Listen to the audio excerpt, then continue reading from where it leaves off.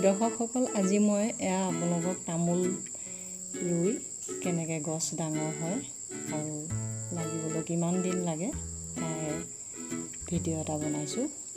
তামোল মই লৈছোঁ অলপ ডাঙৰ জাতৰ, ৰুইছোঁ। ৰুই মাটি জপাই পানী অলপ দি থাকিব লাগিব। মাটিখিনি যদি অলপ শুকান হয়, সেমেকা হ'লে কমকৈ দিলেও হ'ল পানী। এনেদৰে আপুনি অপেক্ষা কৰিব লাগিব। গজালি আহোঁতে প্ৰায় এবছৰে লাগে।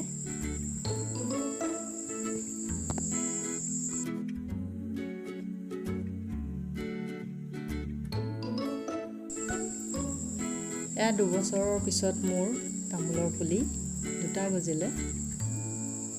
প্ৰতিটো তামোলেই নগজিবও পাৰে, ভাল যদি নহয়, ভিতৰৰ কণ কিছুমান পচা থাকে। দুবছৰত ইমানখিনি ডাঙৰ হৈছে।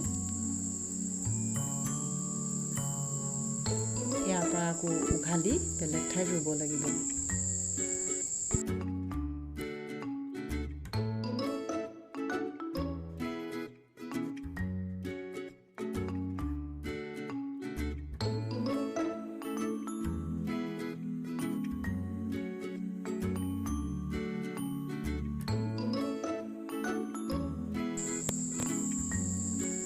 এতিয়া মোৰ বেলেগ ঠাইত উঠাই ৰুবৰ কাৰণে পুলি উপযুক্ত হৈছে। দুবছৰ হৈ গ'ল, 3 বছৰ সোমাল।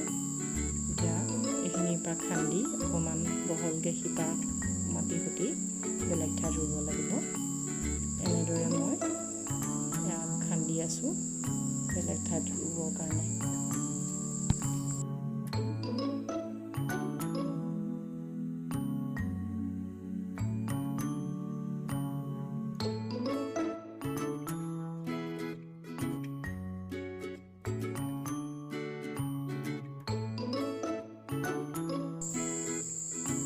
এইটো পুলি মই ৰুইছিলোঁ, 4 বছৰ হৈছে।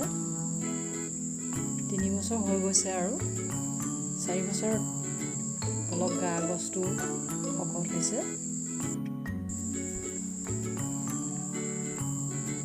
এজোপা 5 বছৰ হ'ল।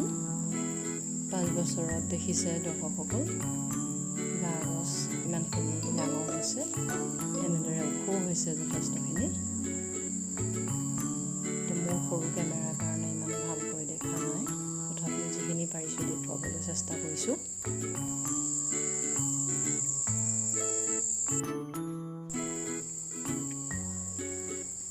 6 বছৰ হ'ল। তামোলৰ কলি লাগিবৰ বাবে ডাব মেলি সৰু ফুল ওলাইছে। এনেদৰে তামোল লাগিবৰ বাবে গছজোপা উপযুক্ত হৈছে। দৰ্শকসকল, মোৰ ভিডিঅ'টো চাই যদি ভাল পায়, আপোনালোকে মোৰ ভিডিঅ'টো লাইক কৰিব, শ্বেয়াৰ কৰিব, ছাবস্ক্ৰাইব কৰিব আৰু নতুন ভিডিঅ'ৰ বাবে বেল বটনটো টিপি দিব। ধন্যবাদ।